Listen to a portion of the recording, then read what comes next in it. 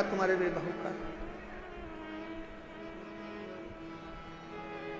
फिर किसी ने कहा मैं शंकर भगवान को एक एसी के कमरे में, एसी के महल में भगवान शिव को रखूंगा तो शिव को तुम्हारा एसी का रूम भी नहीं चाहिए।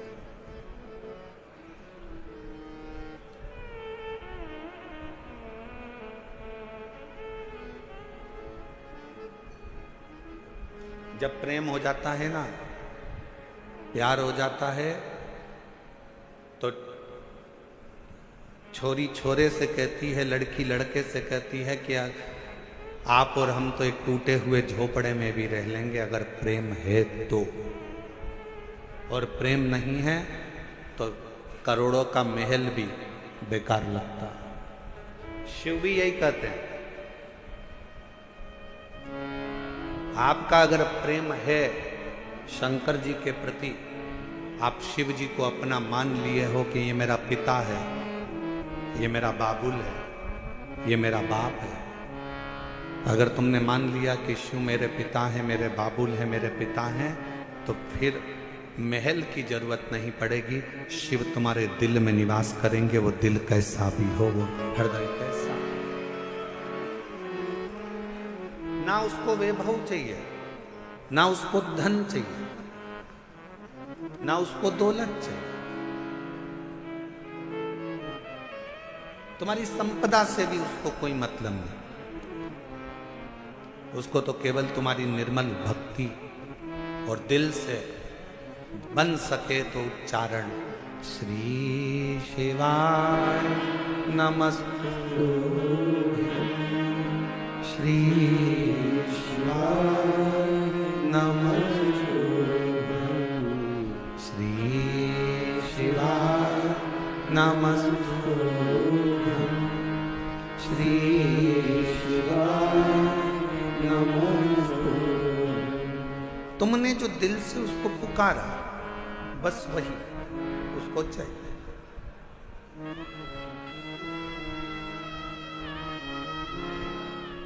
कोई दिखावा,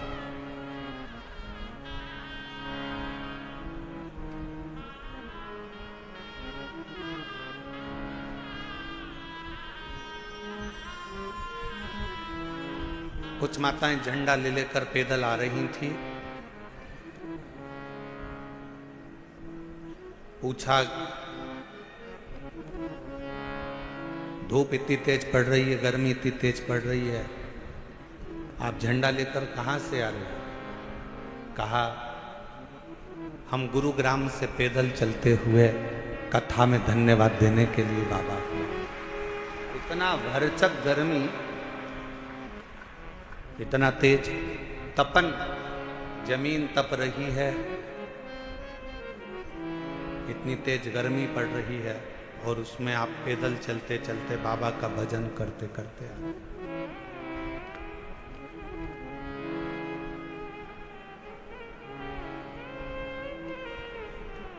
शिव कथा कह रही है, भगवान शंकर का संवाद कह रहा है। पहला दिन परीक्षा का होता है। गुरु द्रोणाचार्य ने शस्त्र की शिक्षा देने से पहले परीक्षा करी है। कहा, ये पांडव और कौरव मेरे 105 शिष्य यहां पर बैठे हैं, इसमें से जो मुझे शीश का दान देगा, शस्त्र की विद्या उसी को सिखाई जाए। शीश का दान मतलब क्या?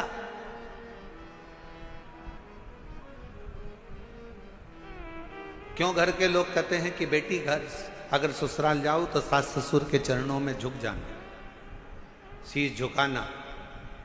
माँ अपने पोता पोती को, अपने बेटा बेटी को कहती है दादा दादी के पास शीश झुकाना, नाना नानी को शीश झुकाना, घर के बुजुर्गों के आगे शीश झुकाना। शीश झुकाना मतलब शीश का दान दे देना।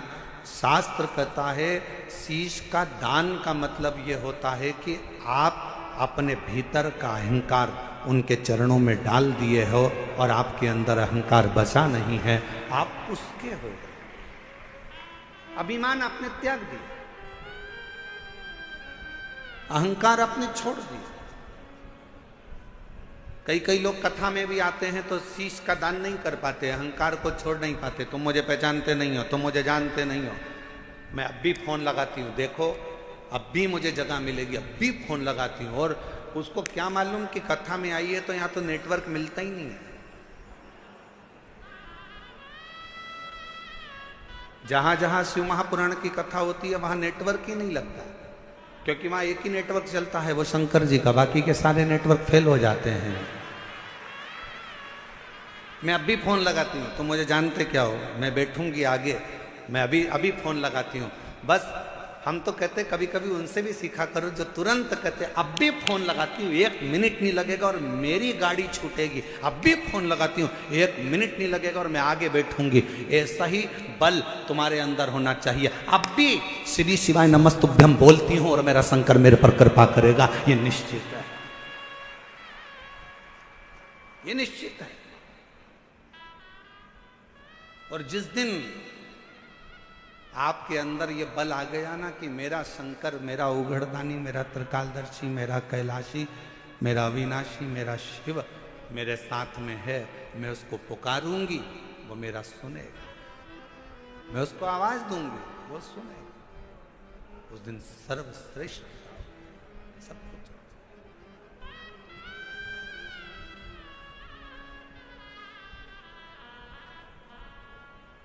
क्यों आए हो कथा में?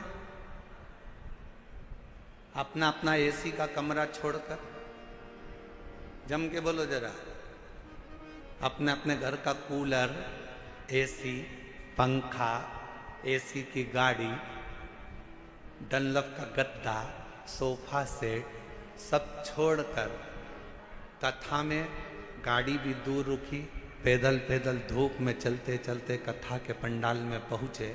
जरा विचार करिएगा, क्यों आए हो? क्योंकि तुमको मालूम है कि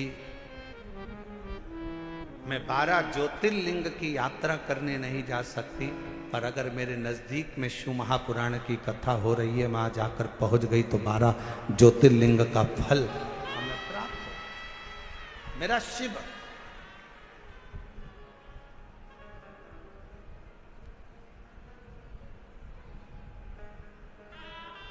मेरा शिव मुझे यहां मिल जाए।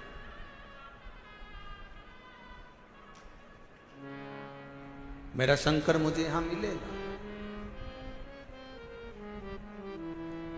आप सबको मालूम है कि मैं अगर यहां बैठूंगी, अपने दिल की बात अपने बाबा से कहूंगी तो मेरा बाबा यहां बैठकर सुनेगा। और कितनी बड़ी कृपा दिल्ली की इस कथा में हो रही है मेरे भोलेनाथ जी की। जरा विचार करिएगा कि कथा के मध्य में ही 24 तारीख को प्रदोष पड़ जाएगा, 25 तारीख को मासिक शिवरात्रि पड़ जाएगी, 26 तारीख को कथा की शिवरात्रि पड़ जाएगी और 27 तारीख को कथा विराम हो जाएगा।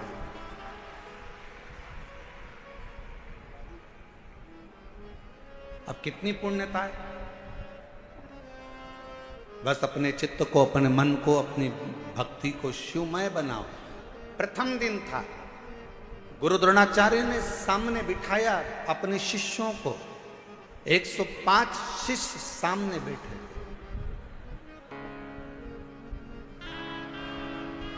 और गुरु द्रोणाचार्य ने सामने बैठे हुए 105 शिष्यों से कहा कि तुम में से जो शीश का दान देगा वो शस्त्र विद्या सीख सकेगा। शीश का दान मतलब अब शिष्य समझे तो बात है। जो समझे वो तो जाने ना। शीश का दान का मतलब ये नहीं है कि गुरु ने कहा कि शीश का दान दे दो मतलब शीश काट दो। नहीं नहीं नहीं, शीश का दान का मतलब है कि अपने अहंकार का त्याग करोगे। और जब किसी गुरु की शरणागति में जाओ, कहीं अगर भगवान की भक्ति करने के लिए जाओ, यदि कहीं भगवत भजन करने के लिए जाओ, तो सबसे पहला काम करो कि अपने अहंकार का त्याग करो, अपनी अभिमतता का त्याग करो।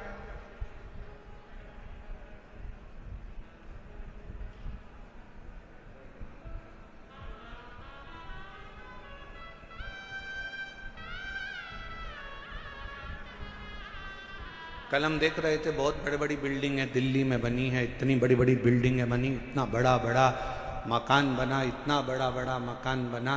तो हमारे साथ में जो हिमांशु पंडित जी थे वो कह रहे थे, गुरुजी कितनी बड़ी बड़ी बिल्डिंगें बनी हैं। हमने कहा अपने शहरों में या अपने छोटे छोटे पुराने पुराने गांव हैं, उसमें बड़ी बिल्डिंग भले नहीं होती थी पर बड़े मकान जरूर होते थे। और उस मकान में और यहाँ के मकान में एक बहुत बड़ा अंतर है। वहाँ के मकान मौन रहकर बन जाते थे और यहाँ के मकान लोन लेकर बन जाते हैं।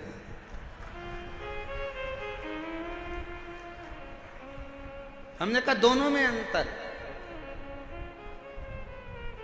गांव का मकान काय से बनता है? जम के बोलो जरा सब। लोन लेकर। काय से बनता है?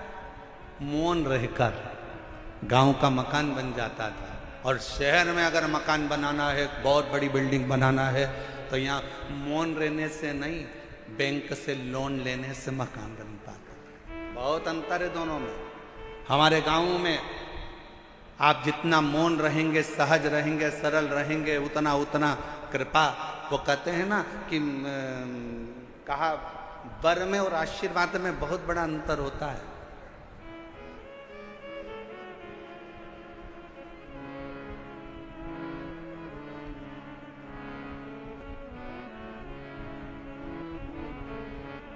लंकापति रावण ने क्या मांगा था? शिवजी से वर मांगा था। वर मांगा। लंकापति रावण ने शिवजी से वर मांगा था। और हिरण्यकशिपु ने क्या मांगा? तो कहा कि भगवान से वर मांगा था।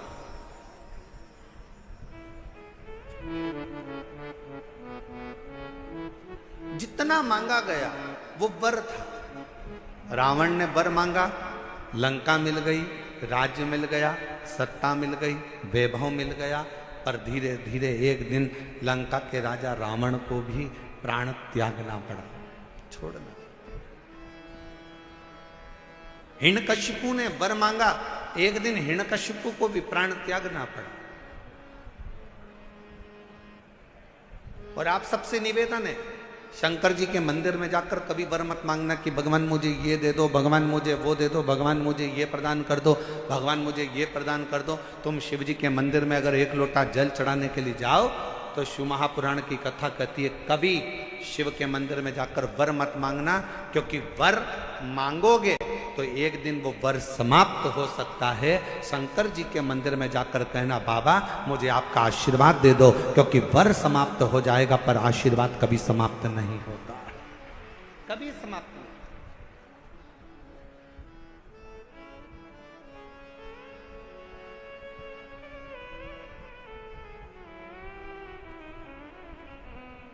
हो सकता है कि वर मिला और समाप्त हो जाए, हो सकता है कि वर प्राप्त हुआ और वो समाप्त हो जाए, पर आशीर्वाद कभी समाप्त नहीं होता। अगर मेरे शंकर का, घर के बुजुर्गों का, माता पिता का, घर के बयों का, घर के बड़ों का, गुरुजन का, संत जन, साधु जन, तपस्वी जन का, या अपने घर के माता पिता या वृद्ध का जब आशीर्वाद मिल जाता है तो फिर वर की जरूरत भी नहीं पड़ती। मांगो उससे कि देना हो तो जन्म मेरे सिर पर रख दो रे अपने ये दोनों हाथ, और देना हो तो दीजिए जन्म जन्म का साथ, और देना हो तो दीजिए जन्म जन्म का साथ। भगवान शिव की कथा कर, भगवान शंकर का संवाद, शिव तत्व का, शिव पुराण कर रहे, मेरे ओगरदानी का संवाद कर।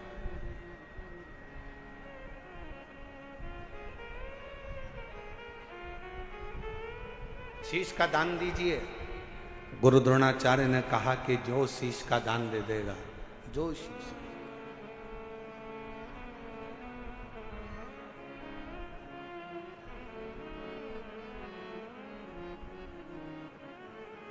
मेरे शंभू ने कहा, मेरे शंकर ने, इस पवित्र कथा का आनंद कर रहा है, हस्तिनापुर शिव महापुराण की कथा कर रही है, जो शीश का दान देगा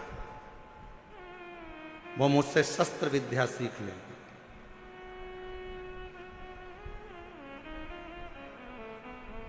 अब कौन शीश का दान दे? सब 105 जितने शिष्य बैठे थे गुरु द्रोणाचार्य के, उसमें से 100 शिष्य उठकर चले गए। 5 शिष्य बैठे रहे पांडव, उसमें भी एक अर्जुन सामने बैठा रहा, तलवार उठाई और शीश के पास लेकर जाने लगा, काट कर शीश का दान देने लगा। गुरु द्रोणाचार्य ने मना कर दिया, मुझे कटा हुआ शीश नहीं, तेरे धड़ पर लगा हुआ शीश मेरे चरणों में पड़ जाएगा, उतना दान बहुत है और मैं तुझे दे दूं, मत दीजिए। शंकर भगवान को तुम्हारा धन नहीं, वैभव नहीं, सत्ता नहीं, दौलत नहीं, शिव जी को केवल तुम्हारा एक लोटा जल शिव को समर्पित कर दो। एक लोटा जल भी नहीं हो तो 3 बार ताली बजा दो, वो भी नहीं है तो मुख से बम बम बोले बोले, ये भी नहीं बोल सकते तो मुख से हर हर महा, इतना कर सकते।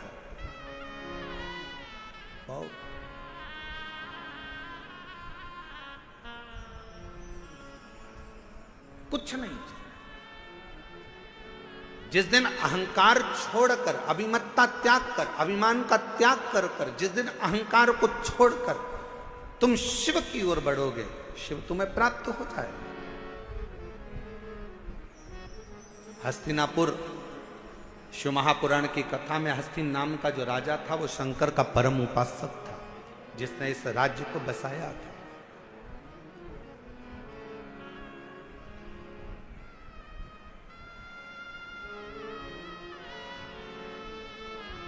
एक शिव भक्त क्या कहता है?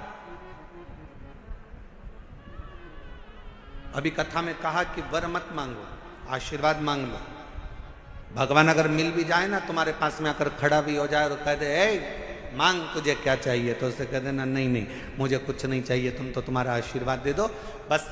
क्यों? क्योंकि वरदान दोगे तो हो सकता है एक दिन समाप्त हो जाए। हमने फ्रिज मांग लिया, कूलर मांग लिया, एसी मांग लिया, ये मांग लिया, वो मांग लिया, गाड़ी मांग ली, बंगला मांग लिया, सामान मांग लिया, बेटा मांग लिया, बेटी मांग ली, दौलत मांग लिया, सत्ता मांग ली, हो सकता है एक दिन समाप्त हो जाए। पर यदि आपका अगर आशीर्वाद होगा तो ये कभी समाप्त होने वाला नहीं है। वर समाप्त हो सकता है पर आशीर्वाद कभी समाप्त नहीं होता, वो अजर और अमर रहता है। वो आपके आज भी है और कल भी है।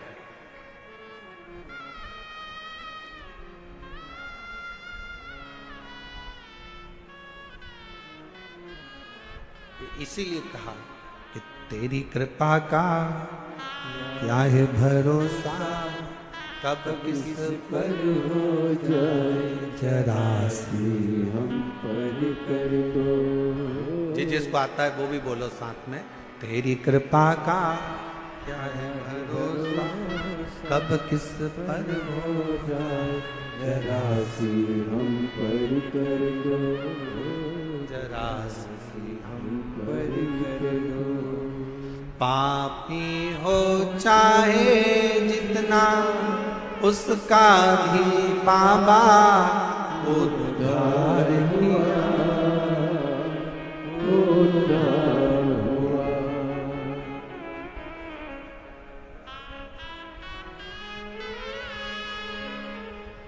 जिस पर भी हो गई तेरी करुणा कृपा, वो भव पार हुआ, भव पार हुआ। पापी हो चाहे जितना उसका भी बाबा उद्धार हुआ, उद्धार हुआ। जिस पर भी हो गई तेरी करुणा कृपा, भव पार हुआ, भव पार हुआ।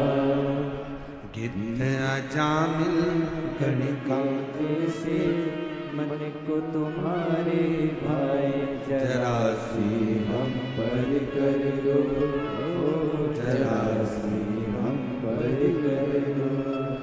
तेरी कृपा का क्या है भरोसा, कब किस पर हो जाए, जरा सी हम पर कर दो, जरा सी हम पर कर दो। ज्यादा नहीं, बस आशीर्वाद दे दीजिए, वर नहीं चाहिए, शिव आपका साथ दे दीजिए।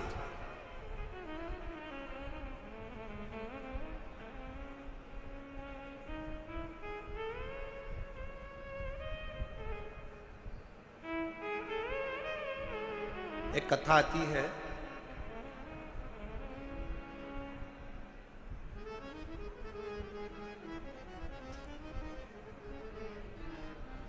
एक नारायण नाम का एक छोटा सा बालक था।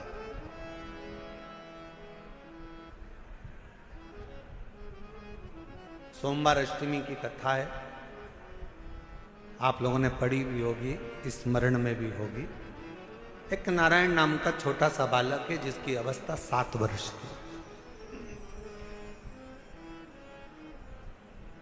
केवल 7 वर्ष की अवस्था। और ये सोमवार अष्टमी की बड़ी सुंदर कथा आज स्मरण में आई है, तो आप लोग और हम लोग उसको श्रवण करें। और कभी अगर सोमवार की अष्टमी पढ़े तो इस कथा का मनन चिंतन उस दिन जरूर करना।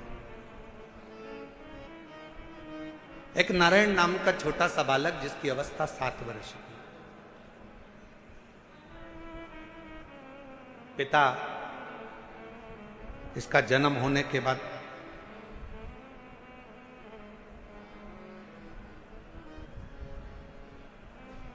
किसी गलत मार्ग में चले गए और किसी अन्य स्त्री के साथ रहना चालू कर दिया। नारायण अपनी मां के साथ में रह रहा है,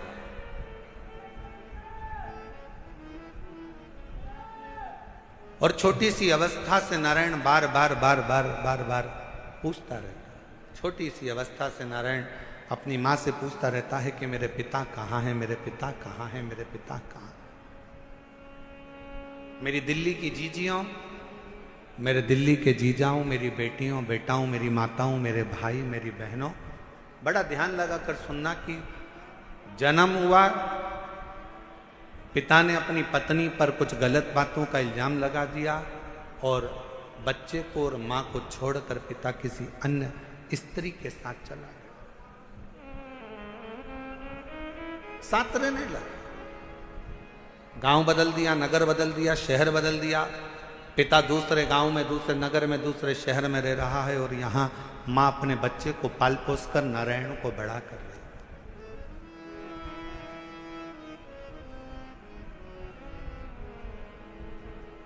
छोटा सा बच्चा जैसे जैसे बड़ा हो रहा है, छोटा सा बच्चा जैसे जैसे बढ़ता जा रहा है, वैसे वैसे अपने पिता के बारे में पूछता जा रहा है। मां मेरे पिताजी कहां है, मां मेरे पिताजी कहां है। जैसे 4 वर्ष के ध्रुव जी महाराज वन से तप कर कर आने के बाद अपनी मां से पूछते हैं कि मां मेरे पिता कहां है, और मां क्या उत्तर दे। मां कहती है कि मैं ही तेरा पिता हूं और मैं तेरी मां हूं। नारायण से भी मां से पूछा, मां मेरा पिता कहां है, मेरा पिता कहां।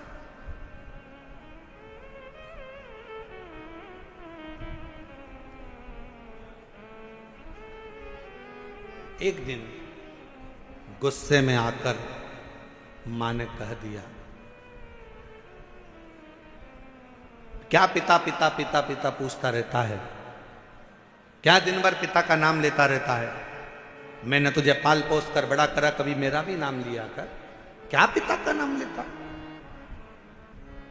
सोमवार की अष्टमी की कथा कहती है कि पिता का नाम लेते हुए बच्चे को मां ने एक दिन खूब डांटा, खूब फटकारा, पर बेटे की चित्त वृत्ति से पिता का स्मरण जाता नहीं, पिता का स्मरण नहीं जाता। मां मेरा पिता कहां है, बच्चे ने फिर चित पकड़ी। आखिरी में मां ने तुरंत चिल्लाकर कह दिया, पिता पिता कहता है, ये सामने जो पत्थर पड़ा है, सामने जो भाटा पड़ा है, सामने जो कंकर पड़ा है, सामने जो पत्थर पड़ा है, यही तेरा पिता है।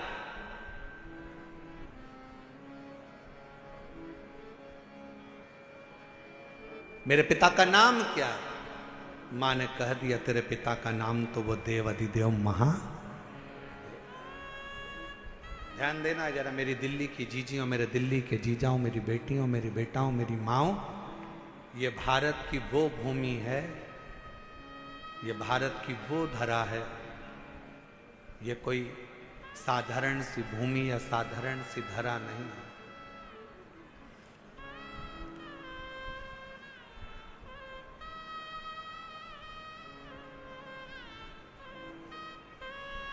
सात द्वीप, 245 देश और 4200 धर्म हैं पूरी दुनिया में। 7 द्वीप, 245 देश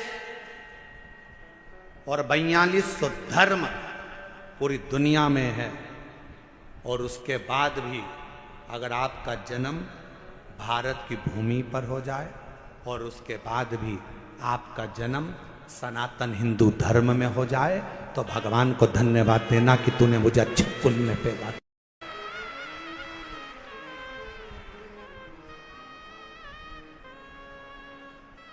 छाती तान कर चलना कि सनातन धर्म में तुम जन्मे हो।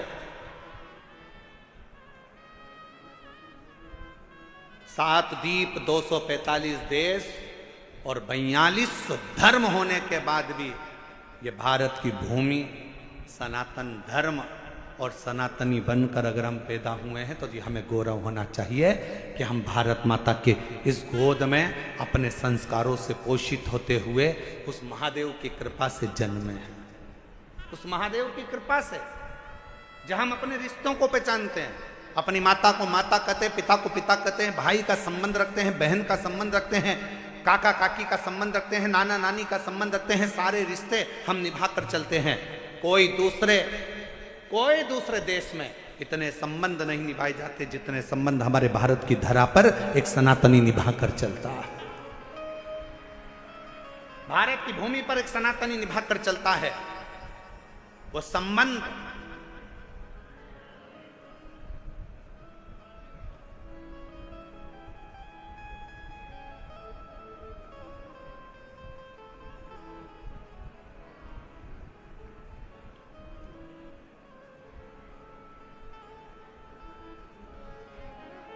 और कोई अच्छे संबंधी तो हैं तुम्हारे?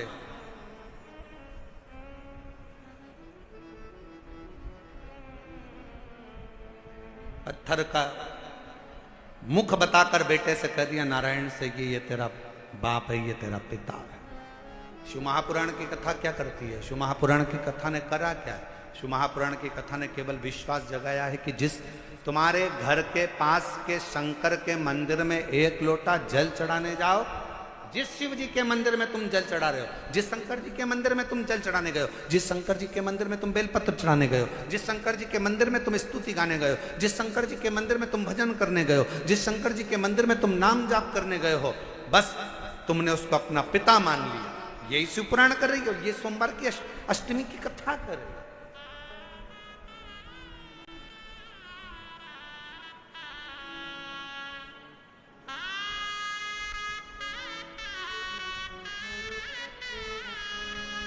यही संबंध है हमारे, ये रिश्तेदार।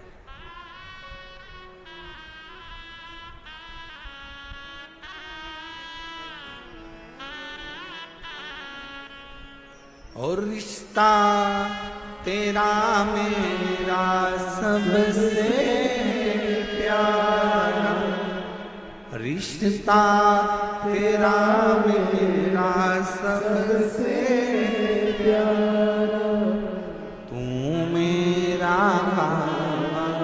मैं हूँ तेरा, मैं हूँ तेरा, तू मेरा बाबा, मैं हूँ तेरा, मैं हूँ तेरा। ये संबंध नारायण, ये पत्थर, ये सामने जो शिला पड़ी है, ये पत्थर पड़ा है, ये कंकर पड़ा है, ये भाटा पड़ा है, यही तेरा पिता है। क्या नाम है? कहा दिया इसका नाम देव अधिदेव महादेव। बता दिया घर के कई माताओं ने अपने बच्चों को भेज दिया, एक लोटा जल लेकर जाओ शंकर जी के मंदिर में जल चढ़ाओ। माँ वहां पर शंकर जी कहाँ है? तो कि ये जो शिवलिंग है यही शिव है, यही पिता है, यही सर्वस्व है। आज मैं हूं कल नहीं, आज संसार है कल नहीं, और ये शंकर हमेशा रहेगा, तेरा साथ देगा। तो इस पे जल चढ़ा, समर्पित कर एक लोटा जल।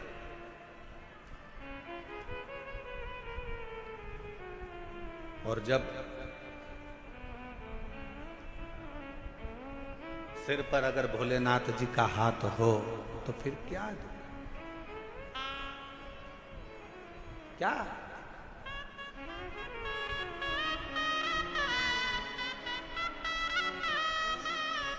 जब स्वयं शिव तुम्हारे मस्तक पर हो तो फिर क्या। पितु भोले बाबा गौरा मैया, पितु भोले बाबा गौरा मैया, फिर क्यों फिकर करे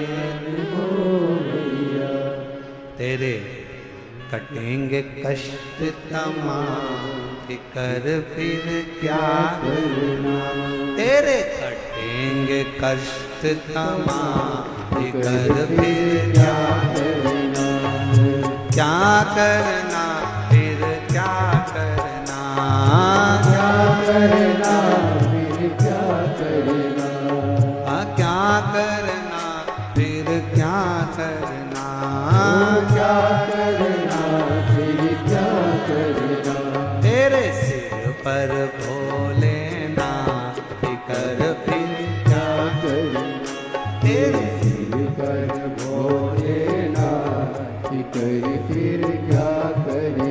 दोनों हाथों से भोलेनाथ फिकर फिर क्या करना, तेरे सिर पर भोलेनाथ फिकर फिर क्या करना, ओ क्या करना फिर क्या करना, क्या करना फिर क्या करना, ओ क्या करना फिर क्या करना, क्या करना फिर क्या करना, तेरे सिर पर भोलेनाथ फिकर फिर क्या करना, तेरे सिर पर भोलेनाथ फिकर फिर क्या करना। सबो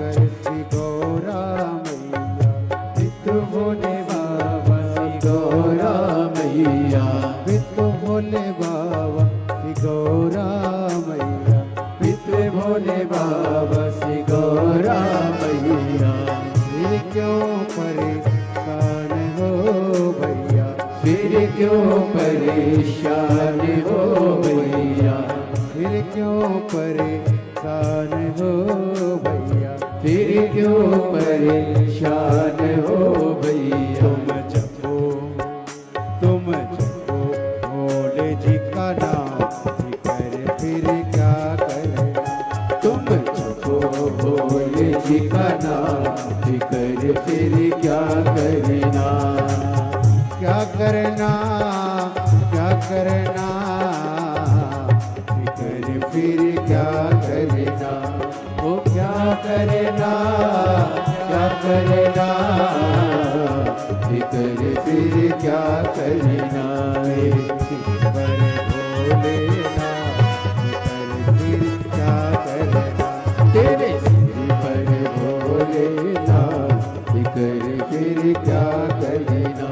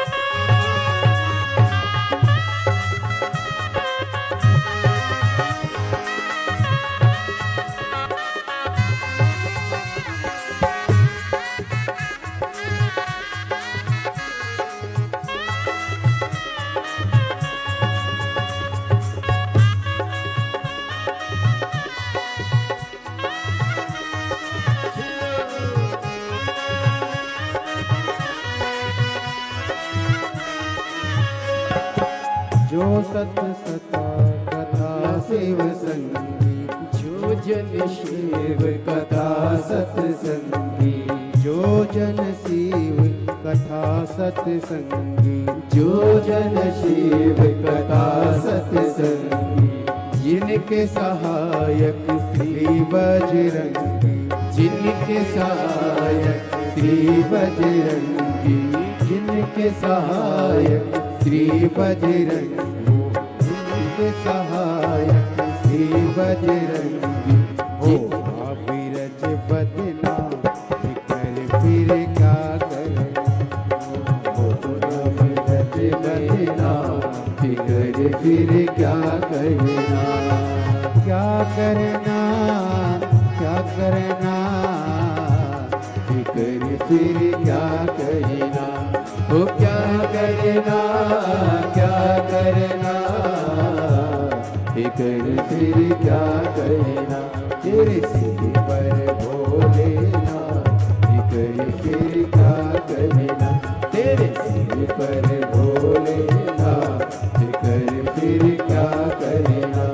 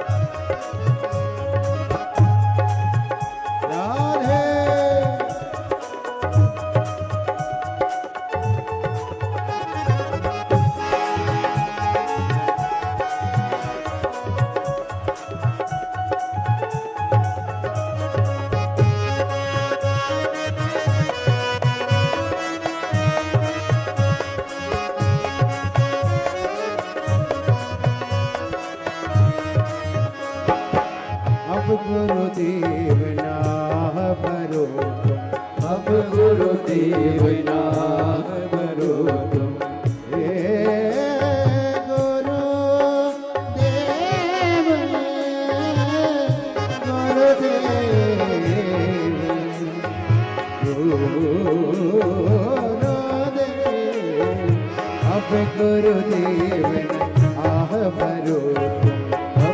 गुरुदेव नाम करो नहीं व्यर्थ परवाह करो नहीं व्यर्थ परवाह करो नहीं व्यर्थ परवाह करो नहीं व्यर्थ परवाह करो तुम रखो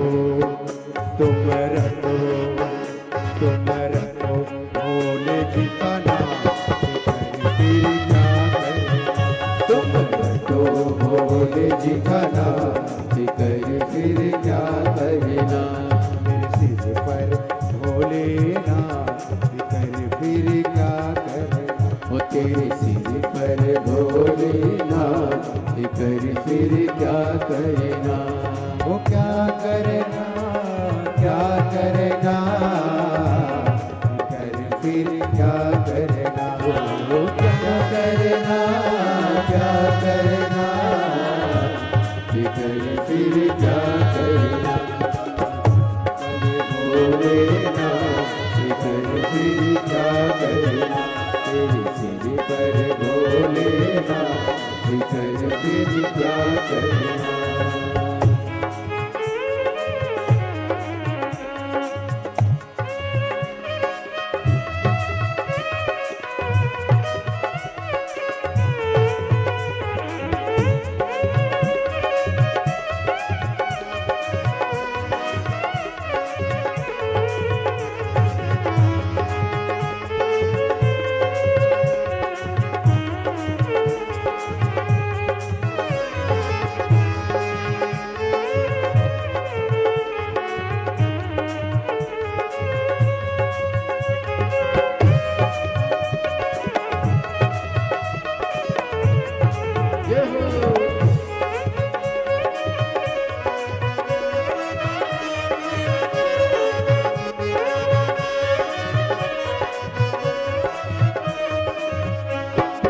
जो जन शिव कथा सत्संगी जो जन शिव कथा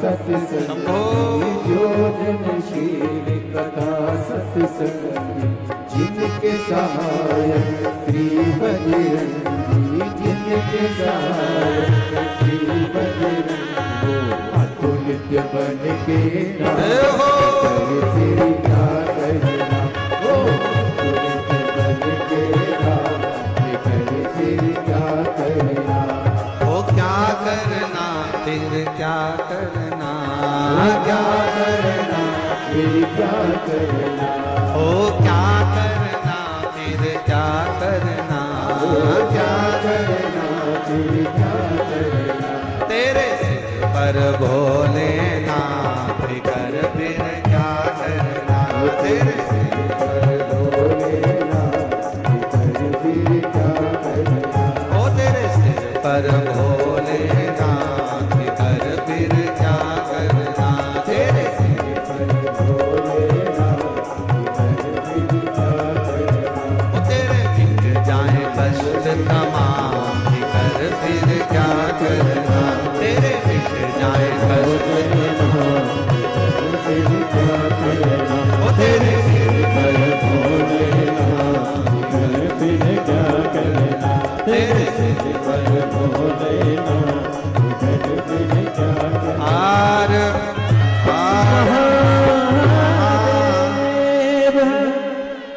अपने स्थान पर बैठकर भगवान शिव जी से अपने मन का भाव कहें, दिल से प्रार्थना करें। जिस प्रार्थना को करने के लिए पूरे दुनिया के लोग कथा के पंडाल में जाते हैं, उस प्रार्थना को हृदय से बाबा से निवेदन करिए, अरदास करें, बाबा से प्रार्थना करें। जहाँ जगह मिले वहाँ बैठें और पीछे बाहर वालों से भी निवेदन है, पंडालों में अगर जगह ना मिले तो हम पहले भी कहते आए हैं कि अपने साथ एक छाता, 2 पानी की बोतल साथ लेकर चलें। एक बोतल अपने लिए पानी की, एक अपने अड़ोसी, पड़ोसी और धड़ोसी के लिए पीछे वाले। जहां जगह मिले वहां बैठकर बड़े प्रेम से सभी लोग बाबा के नाम का स्मरण करते हुए अपने दिल की बात, बहुत दूर दूर से आप लोग आए हैं, बाबा से प्रार्थना करें, निवेदन करें। दिल्ली में पहली बार योग बना है, ये पवित्र शिव महापुराण की कथा पंडाल में श्रवण करने का संपूर्ण दिल्ली वासियों को बहुत बहुत बधाई है, संपूर्ण क्षेत्र वासियों को बधाई। साथ में बोलेंगे, जिनको याद है वो बड़े भाव से बाबा को पुकार।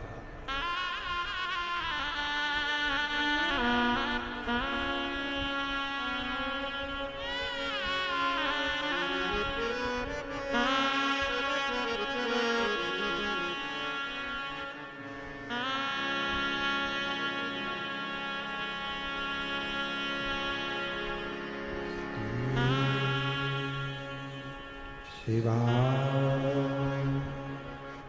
नमस्तु श्री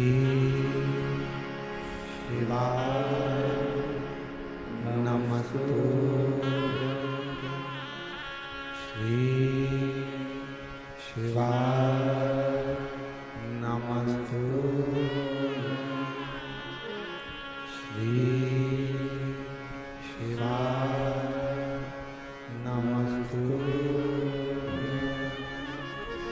श्री शिवाय नमस्तु।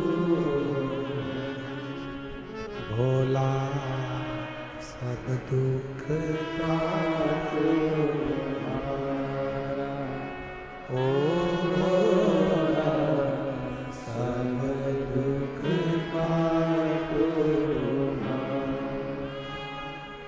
शिव शंकर जब तेरी माला, भोले बाबा जब तेरी माला, भोला सब दुख काटो ओ भोला सब दुख काटो।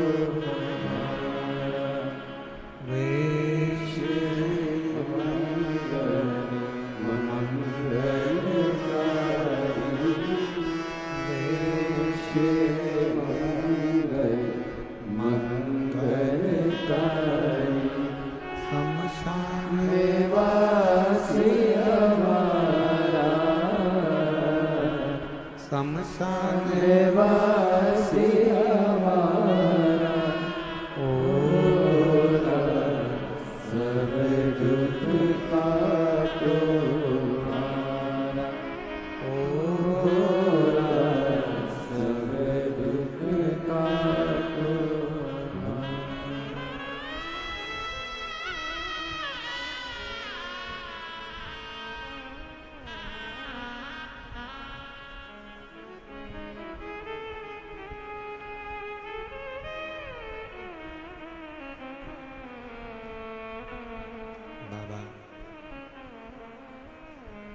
देवाधिदेव महादेव भगवान शिव, ओगड़दानी त्रिकालदर्शी कैलाशी विनाशी शंकर, करुणा करने वाले दया सागर भगवान शिव की पवित्र कथा कर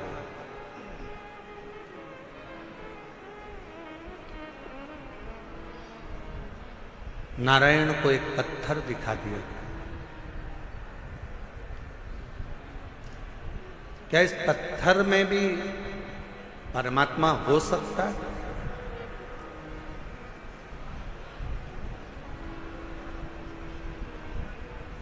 प्रहलाद जी का चरित्र कहता है कि हिरण्यकश्यपु ने भी एक पत्थर का खंबा दिखाया था प्रहलाद को। क्या इसमें परमात्मा हो सकता है?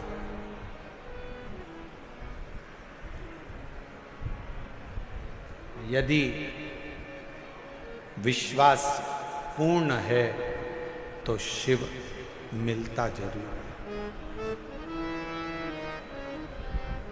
पूर्ण विश्वास अगर है तो शिव।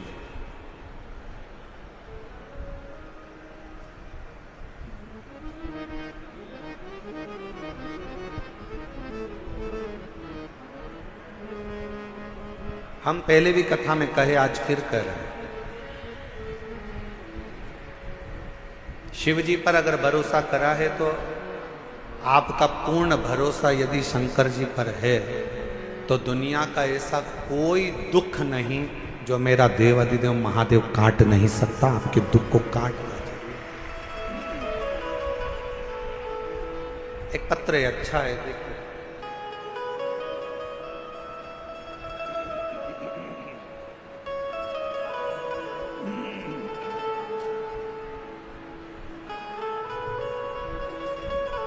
मेरा नाम पूजा शर्मा है, मेरे पति का नाम मनीष शर्मा है। मैं दिल्ली बुरारी संत नगर में रहती हूँ। मेरा मोबाइल नंबर ये है, अगर कहीं बैठे हों तो हाथ हिला सकती हैं। अगर कहीं बैठी हों तो हाथ हिला सकती हैं। और अगर साथ में बच्चा आया है तो लेकर आ सकते हैं। गुरुजी, मेरी शादी को 10 साल हो गए थे, संतान का सुख नहीं। दिल्ली का कोई ऐसा हॉस्पिटल नहीं जहां डॉक्टरों को हमने दिखाया नहीं, गोद भी भरवाई। डॉक्टरों के हिसाब से मैं मां नहीं बन सकती थी, संतान का सुख नहीं था। कोई बच्चा मेरी गोदी में आकर बैठ जाता था तो लोग उस बच्चे को उठा लेते थे, क्योंकि लोग मुझे बांझ कहते थे। इतना अपशब्द लोगों ने ताना दिया, अपशब्द कहे। गुरुदेव, ताने पर ताने दिए जाते, दुख इतना था कि भगवान के सिवा किसको कहते। एक दिन मेरे ससुर जी मुझे एक पंडित जी से बोले कि मेरी बहू के यहाँ संतान नहीं है, तो पंडित जी ने भी एक ही बात कही कि एक काम कहो, टीवी पर आस्था चैनल पर सियोर वाला महाराज कथा करता है। शिव महापुराण की कथा अगर आसन लगाकर टीवी के सामने बैठकर भी अगर दिल से सुनी जाए और सफेद आंकड़े की जड़ का प्रयोग करा जाए, या किसी पंडाल में बैठकर कथा को सुना जाए और बाबा से झोली पसार कर मांगा जाए तो जरूर। मेरे ससुर ने पंडित जी से कहा कि डॉक्टरों ने मना कर दिया कि ये कभी मां नहीं बन सकती। पंडित जी कहने लगे, एक बार अगर कथा के पंडाल की अगर रज भी उसके उदर पर लगे तो उससे भी फल मिलेगा। आपकी कथा नासिक में 2023 में चल रही थी, तब हम उस कथा को सुनने के लिए पंडाल में बैठ गए। सफेद आंकड़े की जड़ का प्रयोग करा और बाबा की ऐसी कृपा हुई। गुरुदेव, दुनिया के लोग कहते हैं क्या कथा के पंडाल में बैठकर जो मांगा जाता है वो मिलता है? पर मैं छाती ठोक कर कहती हूं कि कथा के पंडाल की रज जीव का कल्याण जरूर करती है। और 14 नवंबर 2024 को मेरे घर में 10 साल के बाद संतान की प्राप्ति। गुरुदेव, मैं मां नहीं बन सकती थी, क्योंकि मेरी रिपोर्ट में यह था कि मैं मां नहीं बन सकती। पर मेरे बाबा ने मेरे ऊपर कृपा करी। मेरे बच्चे का मैं फोटो भी लगा रही हूं, जो 14 नवंबर 2024 को मेरे घर में पुत्र रत्न की प्राप्ति 10 साल की। और तेरी कृपा का भरोसा कब किस पर हो जाए, जरा सी हम पर करो। एक पत्र और अच्छा है,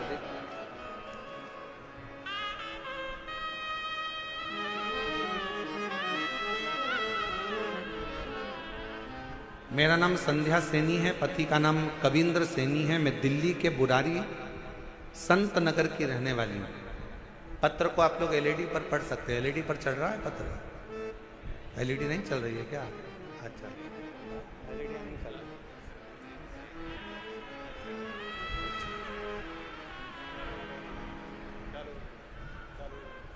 चालू हो गई एलईडियाँ, देखिए हो गया। पत्र को आप लोग एलईडी पर पढ़ सकते हैं। मेरा नाम संध्या सैनी है, पति का नाम कविंद्र सैनी है। मैं दिल्ली बुरारी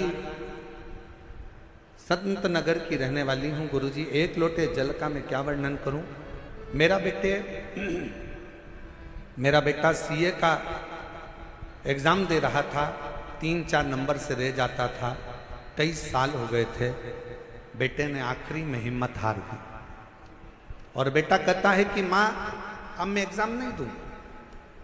मैंने अपने बेटे से कहा, वो सीओर वाला महाराज कहता है कि अच्छी पढ़ाई करो, दिन रात एक कर दो, इतनी मेहनत करो कि रात दिन एक हो जाए, और फिर शिवजी पर एक बेलपत्र शहद लगाकर चढ़ाकर बाबा से विनती करो। मेरे बेटे ने आपका कहना मानकर टीवी पर कथा सुनकर बेटे ने पढ़ाई करना प्रारंभ करा, और अब की बार उसने कह दिया, माँ वो सीओर वाला बाबा बोला है कि पढ़ाई को 4 गुना करना, अभी तक जो मेहनत करी थी उससे 4 गुना ज्यादा मेहनत करूंगा। और बेटे ने पढ़ना प्रारंभ करा। जो बेटे की हिम्मत हार गई थी उसने पशुपतिनाथ का व्रत किया और बाबा की कृपा से फिर वापस एग्जाम दिया। मेरा बेटा रोज शिव जी के मंदिर जाता, जल चढ़ाता, पशुपति व्रत करता और साथ में पढ़ाई में मेहनत करता। गुरुदेव, उसकी लगन इतनी हो गई कि वो रात दिन एक कर कर पढ़ता। और आप कहते हो कि मेहनत का फल बाबा देता जरूर है, और आज मेरा बेटा सीए बन गया। मैं बाबा को यहाँ धन्यवाद देने के लिए। शिव की उदारता इसी को कहते।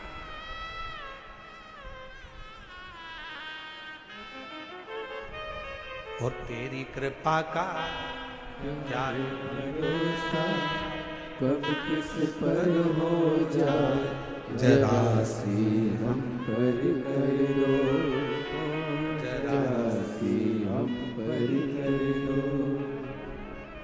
पापी हो चाहे जितना उसका भी बाबा उद्धार हुआ, उद्धार हुआ। जिस पर भी हो गई तेरी करुणा कृपा, वो भव पार हुआ, भव पार हुआ। आप जितने प्रेम से, जितने विश्वास के साथ, जितनी दृढ़ता के साथ, हम फिर निवेदन करेंगे मेरे बेटा बेटियों से, मेरे नवयुवक बच्चों से, मेरी बहनों से, मेरे जीजाओं से, मेरी बेटियों से निवेदन है, कभी हिम्मत मत हारो। एक कंपटीशन एग्जाम में बैठे हो, क्लियर नहीं हुआ, फिर वापस बैठो। दूसरा कंपटीशन एग्जाम क्लियर नहीं हुआ, तीसरा एग्जाम दो। तीसरा क्लियर नहीं हुआ, चौथा एग्जाम दो। अपनी हिम्मत को नहीं हारना। कभी ये मत कहना कि मैं ये नहीं कर सकता। तुम में से ही जितने बेटा बेटी यहां पर बैठकर कथा का रसपान कर रहे हैं, जितने टीवी पर कथा सुन रहे हैं, जितने आस्था चैनल पर कथा सुन रहे हैं, जितने फेसबुक यूट्यूब पर कथा सुन रहे हैं, तुम में से ही कोई बेटा कलेक्टर बनता है, तुम में से ही कोई बेटी एसपी बनती है, तुम में से ही कोई कलेक्टर, कोई आईजी, कोई डीआईजी, कोई कमिश्नर बनता है। बस तुम्हारी मेहनत तुम्हें 4 गुना बढ़ाना है तो एक दिन उच्च पद पर बैठ ही जाओगे, ये निश्चित है। आपका परिश्रम, आपकी मेहनत, आपकी लगन आपको मंजिल तक पहुंचाएगा।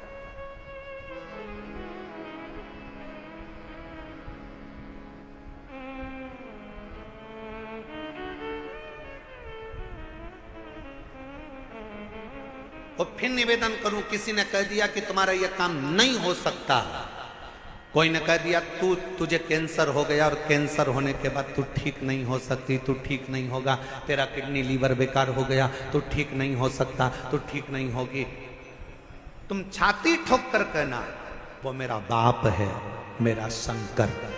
एक दिन अगर कथा के पंडाल में बैठकर कथा सुनकर वहां की मिट्टी को मेरे शरीर पर अगर लगाई है तो मेरा बाबा मुझे ठीक कर कर ही रहेगा, ये निश्चित है, ये मेरा विश्वास। और देखो एक पत्र है,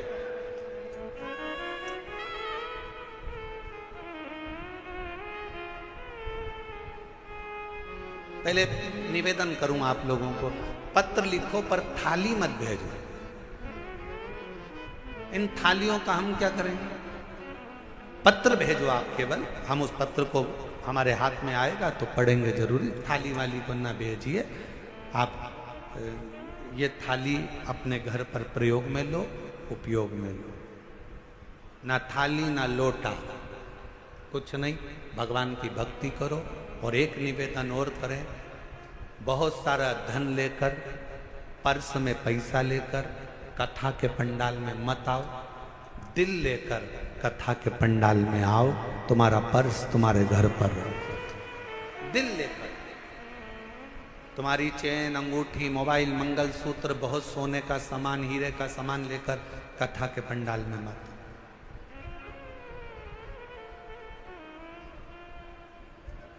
और यदि तो तुम्हारा कोई सामान चोरी होता है तो उसमें जवाबदार तुम हो। प्रशासन, समिति, कार्यकर्ता इसके जवाबदार नहीं होंगे, क्योंकि हम खुद मंच से आपको चिल्ला चिल्ला कर बोलते हैं अपना सामान घर छोड़ो, घर रख कर आओ। यहाँ तो तुम दिल लेकर आओ, खुद बाबा के होकर आओ। यहाँ तुम्हारे धन से मतलब नहीं है, यहाँ तुम्हारे मन से मतलब है। हृदय लेकर आइए, दिल लेकर आइए, बाबा को रिझाइए। बाबा अब प्रशासन तुम्हें संभाले कि तुम्हारे गोल्ड को संभाले? इसलिए निवेदन है, अपना अपना जो सोना चांदी हीरा पन्ना जो तुम्हारी चीज कीमती है उसको घर छोड़ दो। मना नहीं।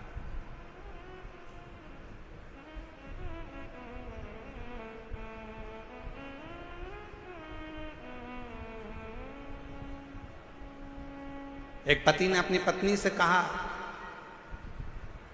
अमरावती में कथा में, तुम मुझे कथा में लेकर क्यों नहीं चलती? तो पत्नी अपने पति से बोली, सीओर वाले बाबा बोलते हैं जो कीमती चीज है उसको घर छोड़कर आओ। तो पति ने कहा कीमती चीज तो सोना चांदी होती है। पत्नी कहती है मेरी कीमत तो तुम हो, तुम इतने कीमती हो इसलिए तुम्हें घर छोड़कर कथा में चली जाती, तुम गोल्ड से भी कीमती हो। ये उसकी उदारता, ये उसकी कृपा, ये उसकी करुणा, ये उसकी दया है। एक पत्र अच्छा है।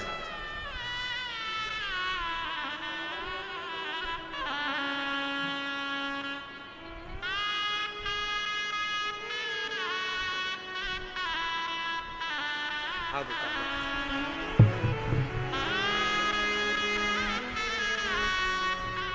जब डॉक्टर ने मना कर दिया था कि तुम मां नहीं बन सकती, तब इस बेटी को गोद ले लिया था। और इस बेटी को गोद लिया, बेटी को भी मंदिर लेकर जाती, बाबा से प्रार्थना करती। और डॉक्टरों ने तो कह दिया था कि तुम कभी मां नहीं बनोगी। हम तो कहते हैं इस बेटी को जी आपने गोद लिया ना, तो इसी की सेवा के रूप में ये बालक मेरे शंकर ने आपको दिया है। ये उसी की कृपा, सेवा का फल कहीं ना कहीं मिलता है। शिव कृपा से 10 साल के बाद संतान हुई है।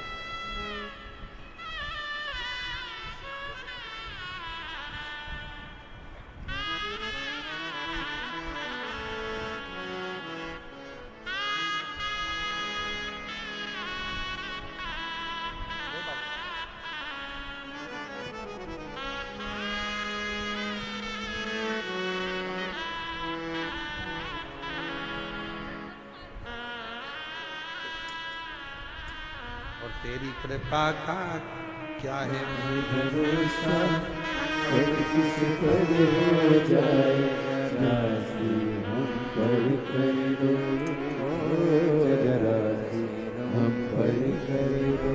श्रीमती गीता देवी, पति का नाम श्री रविंद्र सिंह प्रजापति, भजनपुरा दिल्ली। मोबाइल नंबर ये है। 2021 में कैंसर हो गया। डॉक्टर ने थोड़ा सा समय दिया,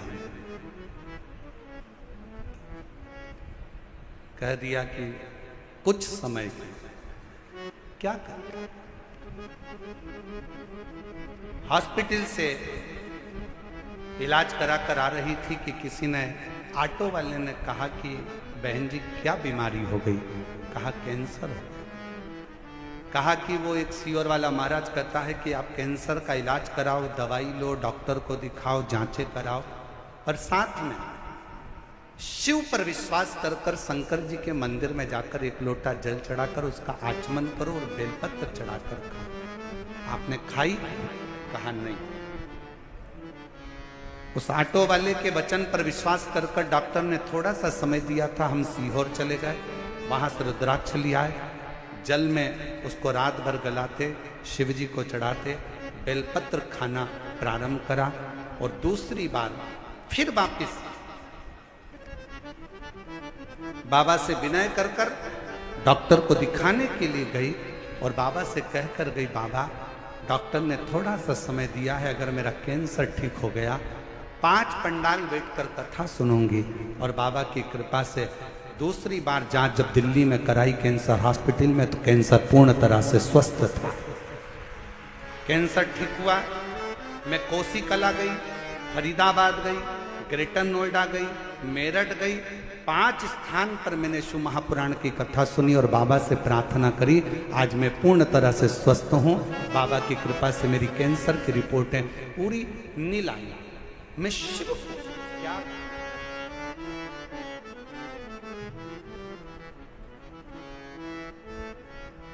आप शंकर की स्तुति, शिव का गुणगान, शिव की स्तुति, शिव का भजन, शिव का स्मरण, आपके घर के नजदीक में जो शिवालय हो, आपके घर के पास में जो शंकर का मंदिर हो, सबसे पहले वहां जाना प्रारंभ करो। शिव जी को 1 लोटा जल चढ़ाना प्रारंभ करो। हमारा निवेदन है, बहुत दूर जाने की तमन्ना में केदारनाथ जाऊं, मैं अमरनाथ जाऊं, मैं यहाँ जाऊं, खूब जाओ, पर पहले पास के शंकर के मंदिर में जाना चालू करो। जिस दिन मेरा शंकर तुम्हारा हाथ पकड़ लेगा, उस दिन खींच कर तुम्हें केदारनाथ और अमरनाथ बुला लेगा। उस दिन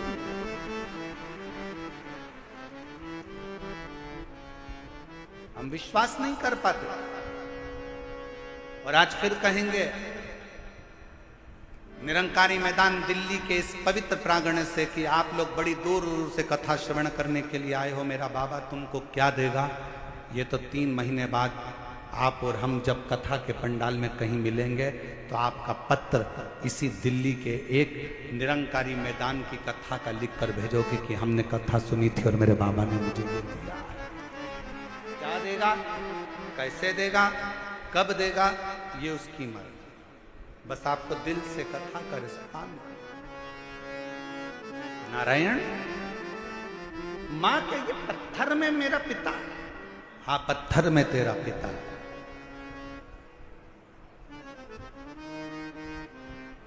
ये शिला, ये कंकर, ये पत्थर मेरा पिता, हाँ मानो तो गंगा मां हूं, ना मानो तो बहता। आप मानो तो गंगा है, ना मानो तो बहता पानी।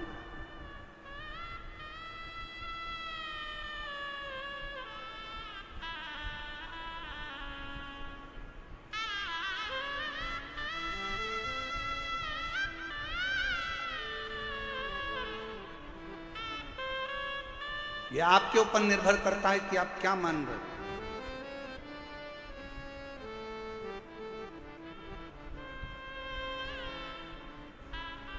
ये सब समिति के सदस्य हैं। मुख्य यजमान के रूप में श्री संतोष रानू शर्मा जी, जो सपत्नी और अपने पूरे परिवार के साथ, अपने पूरे बच्चों, परिवार और संपूर्ण विदिशावासियों के साथ बैठकर इस पवित्र कथा का यजमान पद ग्रहण करा है। मैं धन्यवाद देता हूं संतोष रानू शर्मा जी को कि ब्राह्मण कुल में जन्म लेने के बाद अपने आपके माता पिता के संस्कारों को गौरवान्वित किया, जो इस पवित्र शिव महापुराण कथा के यजमान बनकर आपने आनंद प्रदान किया। सह यजमान राधिका शरण दास जी, जो नित्य भगवान शिव की अविरल भक्ति में डूबे रहे, ऐसे ही आनंद भक्ति आपके भीतर विराजमान रहे।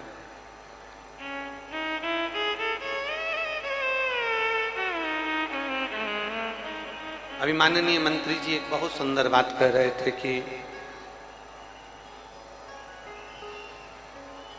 व्यवस्था कुछ कम हो सकती है। उन्होंने अपनी वाणी में क्षमा याचना भी की। एक श्रेष्ठ व्यक्ति का, एक उच्च व्यक्ति का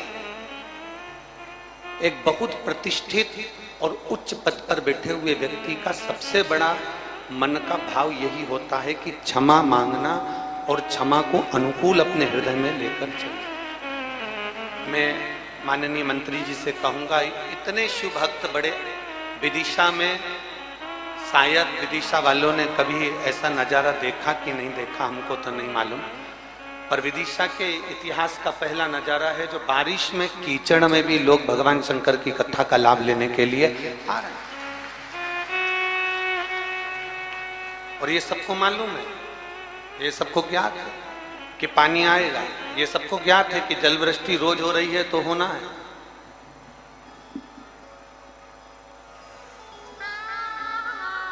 जल वृष्टि रोज हो रही है, ये सबके बुद्धि में चित्त में है, पर फिर भी बोल बम का नारा है, सारी समस्या का हल। फिर भी अपने चित्त में बिठाकर भगवान देवदीन महादेव की शरणागति की ओर लोग जा रहे हैं, भगवान देवदीन महादेव के चरणों की ओर लोग बढ़ रहे हैं। और बहुत भाव से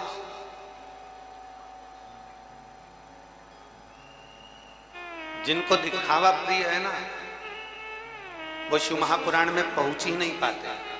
जिनको शिव प्रिय है ना, वो शिव महापुराण में पहुंच पाते।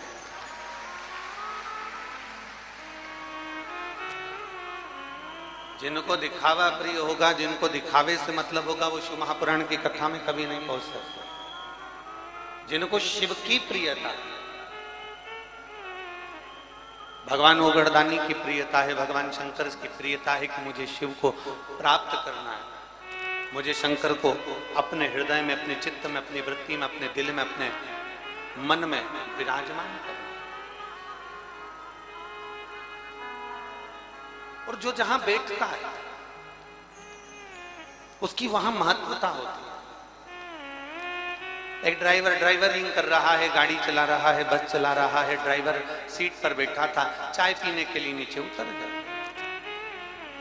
अब ड्राइवर चाय पीने के लिए नीचे उतरा, इतने में कोई व्यक्ति उस ड्राइवर की सीट पे बैठ गया। अब तुम वहां से निकल रहे थे, तुम्हें बस में बैठना था, तुमने पूछा भैया बस कहाँ जा रही है? अब तुम्हें मालूम है कि तुम ड्राइवर नहीं हो, ड्राइवर तो चाय पीने गया, तुम ड्राइवर नहीं हो और ड्राइवर की सीट पर बैठे हो, तो जाने आने वाले को क्या लगता है कि तुम भी, अरे बोलो तो जम के ड्राइवर हो। किराने की दुकान पर व्यापारी बैठा हुआ है, अनाज की दुकान पर व्यापारी बैठा हुआ है, उस पर वो उठकर कहीं चले गया और कोई दूसरा व्यक्ति बैठ गया, भले वो उनका सेवक हो, नौकर हो, चाकर हो, अगर उस पर बैठा है तो तुम उसको सेठ ही समझो। बोलो सही है कि गलत है? सुनार की दुकान पर, स्वर्णकार की दुकान पर कोई बैठा था, सेठ जी कहीं चले गया, उसकी दुकान पर कोई दूसरा बैठ गया तो अपन उसको सेठ ही समझेंगे। टेलर की दुकान पर मशीन लगी है, कैंची रखी है, सुई रखी है, कपड़ा रखा है, टेलर अंदर चाय पीने चले गया, उसके दुकान पर कोई ग्राहक आया, उसकी सीट पर बैठ गया, तो लोग आकर कहेंगे टेलर साहब मुझे कपड़े सिलवाना है। वो टेलर नहीं है, पर वो टेलर की कुर्सी पर बैठा है इसलिए टेलर कहला गया। ड्राइवर की कुर्सी पर बैठा तो ड्राइवर कहला गया, स्वर्णकार की कुर्सी पर बैठा तो सोनी कहला गया, व्यापारी की कुर्सी पर बैठा तो व्यापारी कहला गया। उसी तरह जो भगवान शंकर की कथा में जाकर बैठ जाता है वो शिव का कहलाने लगता है, वो शंकर का हो जाता है। आप जहां बैठे हो वो वहां के कहलाते। आप किस स्थान पर जाकर बैठे हो, आप किस जगह पर जाकर बैठे हो, आप किस भूमि पर जाकर बैठे हो, किस जगह पर जाकर बैठे हो, ये आपके ऊपर निर्भर करता है कि आप कहाँ विराजमान, कहाँ बैठे होंगे, किस जगह पर बैठे होंगे।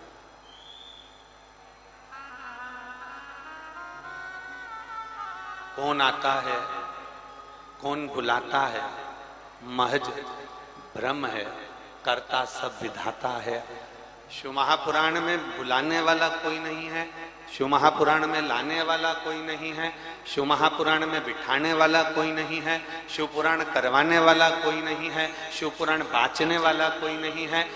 शंकर इस कथा को बाँचते हैं, यजमान के रूप में जैसे शर्मा जी और अन्य जैसे यजमान के रूप में बैठे, तो शिव इन यजमान के रूप में बैठते हैं और शिव ही आकर इस पवित्र कथा को आपके रूप में श्रवण करते हैं। शिव के सिवा कुछ भी नहीं, शंकर के सिवा, शिवोघड़दानी के सिवाय कुछ नहीं।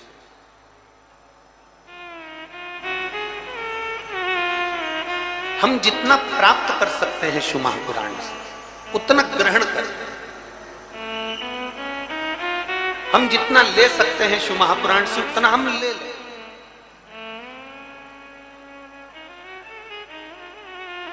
हम जितना प्राप्त कर सकते हैं हम उतना प्राप्त कर लें।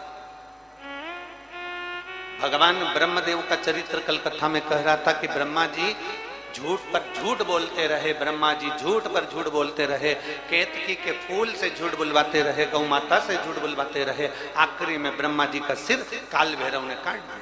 ये कल की कथा में अपन ने श्रवण किया।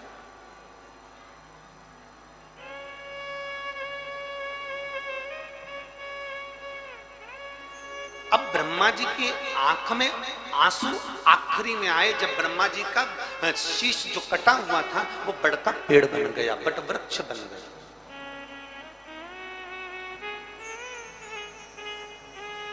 ब्रह्मा जी का जो शीश था वो बड़ वृक्ष, बट का पेड़ बट वृक्ष बन जाता, बड़ वृक्ष। और मेरे देवाधिदेव महादेव उस बट वृक्ष की छांव में जाकर बैठ जाते हैं तो शिव जी का नाम बटकेश्वर महादेव पड़ जाता।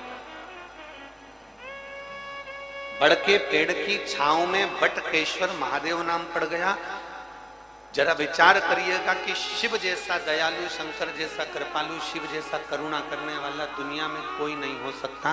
जरा विचार करिएगा कि शिव जैसा दयालु संसार में कोई नहीं हो सकता। आप भगवान नारायण श्रृंगार कर कर बैठे हैं, आप एक लोटा जल उन पर डालकर बता दो, तुरंत पंडित जी नाराज हो जाएंगे, तुरंत ब्राह्मण नाराज हो जाएंगे, तुरंत संत नाराज हो जाएंगे, तुरंत कोई भी उनको देखने वाला नाराज हो जाएगा। भगवान ने इतना अच्छा पीताम्बर पहना था, भगवान ने इतने अच्छे आभूषण पहने थे, भगवान ने इतना अच्छे जेवर पहने थे, भगवान ने इतना अच्छा मुकुट पहना था और तुमने उस पर पानी डाल दिया, तुरंत नाराज होंगे।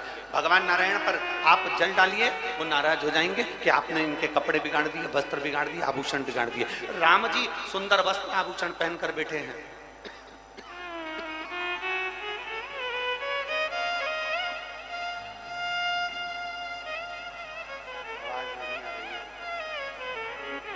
राम जी वस्त्र आभूषण पहनकर बैठे हैं और राम जी वस्त्र आभूषण पहनकर बैठे हैं और कोई आए एक लोटा जल डालकर चले जाए तो लोग नाराज होंगे, तुमने राम जी पर जल डाल दिया। भगवान कृष्ण श्रृंगार कर कर बैठे हैं, एक लोटा जल ले जाकर डाल दो तो लोग नाराज हो जाएंगे। देवी जी श्रृंगार कर कर बैठी हैं, एक लोटा जल डाल दो तो लोग नाराज हो जाएंगे। पर केवल एक देवाधिदेव महादेव एक ऐसे हैं जो अपने भक्त से ना सोना मांगते हैं, ना चांदी मांगते हैं, ना अंबर मांगते हैं, ना पीताम्बर मांगते हैं, ना रतन मांगते हैं, ना कोई आभूषण मांगते हैं। केवल देवाधिदेव महादेव अपने भक्त से केवल इतना कहते हैं कि मुझे अगर देना चाहते हो तो अपने घर से एक लोटा जल भर कर ले आओ। अगर लोटा भरकर जल भी नहीं है तो मेरे मंदिर में आकर केवल 3 बार ताली बजाकर चले जाओ। अगर वो भी नहीं कर सकते तो मेरे मंदिर में आकर प्रणाम कर कर चले जाओ। वो भी नहीं कर सकते तो मेरी बेलपत्र उतार कर मुझे वापस चढ़ा कर चले जाओ। वो भी नहीं कर सकते तो मेरे मंदिर के सामने से निकल कर चले जाओ। वो भी नहीं कर सकते तो मेरे मंदिर के बाहर से शिखर का दर्शन कर कर निकल जाना। देवाधिदेव महादेव कहते हैं उतने में भी मैं करुणा कर देता, उतने में भी मैं दया कर देता हूं। वो शिव है, वो ओघड़दानी है, वो तरकालदर्शी, वो कैलाशी, वो अविनाशी, वो शिव है, वो शंभु है, वो ओघड़दानी है, वो शंकर, वो करुणा सागर, वो दया सागर।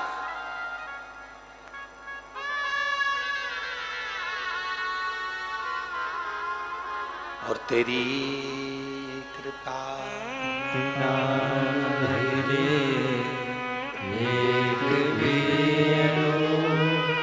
लेते श्वास तेरी कृपा से तनु तनु बखान क्या करूं मैं राखों के ढेर का चपटी भभूत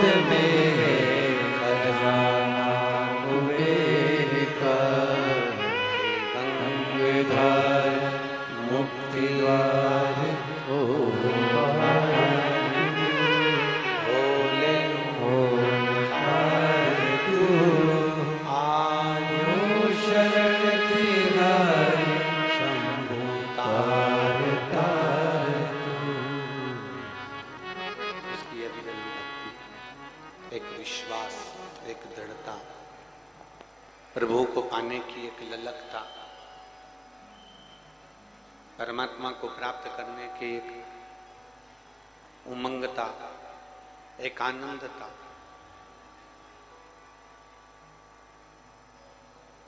कुछ नहीं चाहिए मेरे शिव, मेरे उगड़दानी को तुमसे कुछ भी नहीं चाहिए, मेरे शंकर भगवान को तुमसे कुछ भी नहीं चाहिए। कोई अगर तुमसे आकर कह भी देना कि भगवान शंकर को धन दे दो, शिव जी प्रसन्न हो जाएंगे, मत मानना। कोई तुमसे आकर कह दे कि शंकर भगवान को वस्त्र दे दीजिए, आभूषण दे दीजिए, शिव जी प्रसन्न हो जाएंगे, मत मानना। कोई तुमसे आकर कह दे कि भगवान शिव को 56 भोग दे दो, भगवान शंकर प्रसन्न हो जाएंगे, बिल्कुल मत मानना, बिल्कुल मत मानना।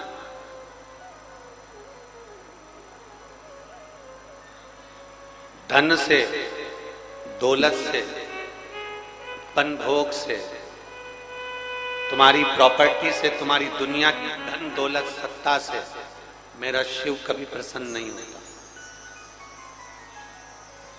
मेरा शंकर कभी प्रसन्न नहीं होगा। अगर शिव को प्रसन्न करना है तो शंकर को धन मत दो। शिव को प्रसन्न करना है तो तुम्हारा सोना चांदी हीरा पन्ना शंकर को मत दो। शिव को प्रसन्न करना है तो इतना जरूर करो, अपना दिल, अपना हृदय, अपना चित्त, अपना मन, अपनी बुद्धि भगवान शंकर के चरणों में समर्पित कर दो, शिव तुम्हारा।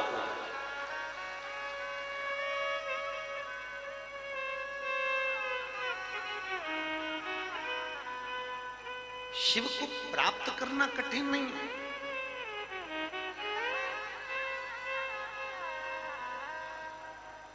आवाज नहीं जा रही है, उधर भक्त लोग बाहर बैठे हुए हैं, उनकी व्यवस्था करो।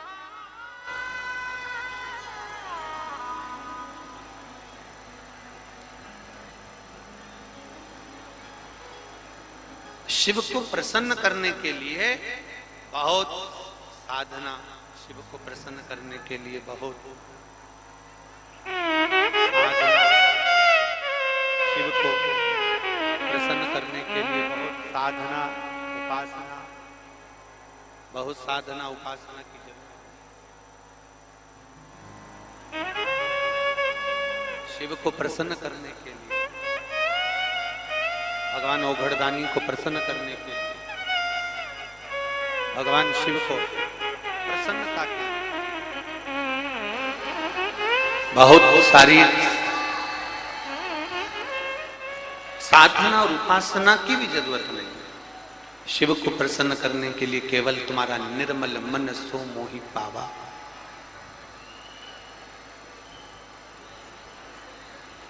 केवल तुम्हारा हृदय। शिव को प्रसन्न करने के लिए केवल तुम्हारा निर्मल मन, तुम्हारा हृदय श्रेष्ठ हो जाता। आपने अगर बस ये दे दिया तो शिव तुम्हारा हो गया, शंकर तुम्हारा। कौन कहता है भोले आते नहीं, कौन कहता है भोले आते नहीं, आप मां गोरा की तरह उन्हें बुलाते नहीं। जिस दिन तुमने मां पार्वती की तरह, मां गोरा की तरह, मां जगतजननी जगदम्बा की तरह, मां उमा की तरह, मां कात्यायनी की तरह, मां कुष्मांडा की तरह, मां स्कंदा की तरह, जिस दिन तुमने दिल से, हृदय से देवादिदेव महादेव को पुकार लिया, जिस दिन तुमने मेरे शंभू को बुला लिया हृदय से, दिल से, उस दिन मेरा देवादिदेव महादेव तुम्हारे सम्मुख में आकर खड़ा हो जाएगा। उस दिन तुम्हारे सम्मुख में होगा। शिव महापुराण की कथा कहती है, एक मां और दूसरा महादेव। मां का हाथ हमारे ऊपर हो मां का हाथ हो और मेरे देवाधिदेव महादेव का साथ हो, अगर ये दो चीज है हमारे साथ में, तो दुनिया में कोई बल नहीं कि तुमको डुबा दे। तुम्हारा हाथ पकड़कर महादेव पार जरूर लगा दे। मां का हाथ और महादेव का साथ कभी डूबने नहीं देता, कभी डूबने नहीं देता। और मैंने तेरे ही भरोसे बाबा, तेरे ही भरोसे हवा में उड़ती जाऊंगी बाबा, डोर तो छड़ना में कटी जाऊंगी। भोले मैं तेरी कदम, शंभो मैं तेरी कदम, हवा बिच उड़ती जावागी बाबा, डोर है तो छड़ना में कटी जावागी। माँ का हाथ और महादेव का साथ हमें कभी अकेले नहीं होने। आप जिस मंत्र को जपते हो, आप जिसका स्मरण करते हो, आप पंचाक्षर मंत्र का नाम लेते हो, आप पंचाक्षर मंत्र का उच्चारण करते हो, नमः शिवाय बोलते हो, आप षडाक्षर मंत्र ओम नमः शिवाय जपते हो, आप श्री शिवाय नमस्तुभ्यम जपते हो, आप राम नाम कृष्ण नाम जपते हो, आप 12 अक्षर मंत्र ओम नमो भगवते वसुदेव का स्मरण करते हो, आप 2.5 अक्षर का कृष्ण नाम का उच्चारण करते हो, आप 2 अक्षर का राम नाम का उच्चारण करते हो। यह आपके ऊपर निर्भर करता है, आप क्या जपते हो यह आपके ऊपर।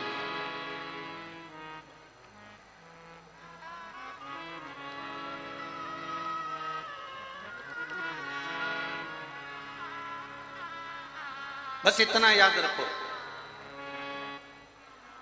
राम जपो, कृष्ण जपो, शिव जपो, दत्त जपो, तुम्हारी मर्जी पड़े उसका भजन करो। तुम्हारा मन पड़े ओम नमो भगवते वासुदेव का जाप करो, तुम्हारा मन पड़े राम कहो, शंकर कहो, श्री शिवाय नमस्तुभ्यम कहो, नमः शिवाय कहो, ओम नमः शिवाय कहो, तुम्हारी मर्जी पड़े उस मंत्र को जपो। पर इतना याद रखना कि तुम्हारा विश्वास उस मंत्र के प्रति प्रबल होना चाहिए, तुम्हारा विश्वास उस मंत्र के प्रति पक्का होना चाहिए। जिस मंत्र को हम जप रहे हैं, जिस मंत्र की हम साधना कर रहे हैं, उस मंत्र के प्रति तुम्हारा भरोसा पक्का होना चाहिए।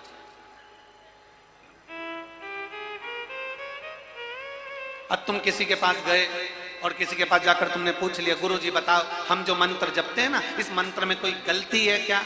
मतलब तेरा विश्वास पक्का नहीं है। आपने फिर किसी से कहा गुरु जी हम ये वाला पाठ करते हैं, इसमें कोई गलती है क्या? मतलब तेरे पाठ में तेरा विश्वास नहीं है।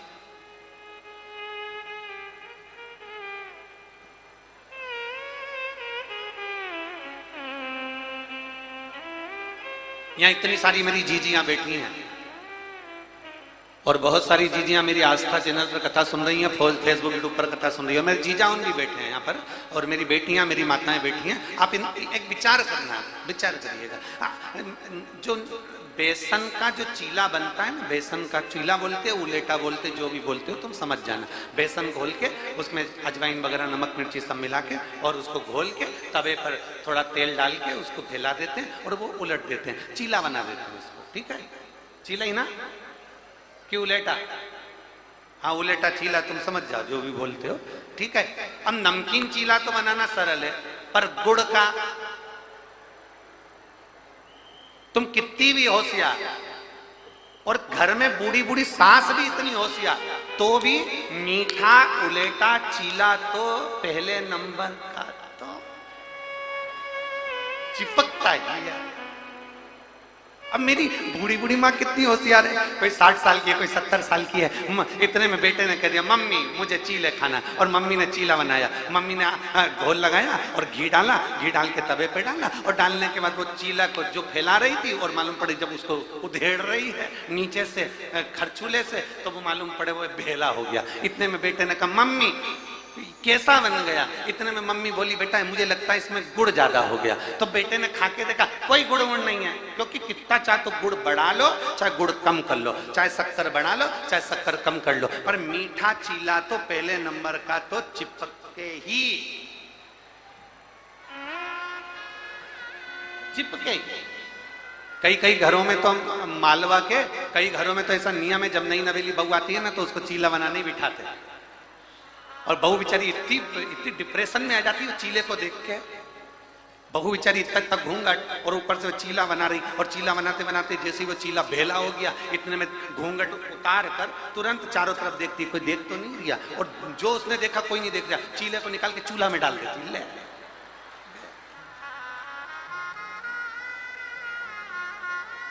अब करे तो करे क्या? फिर क्या होता है?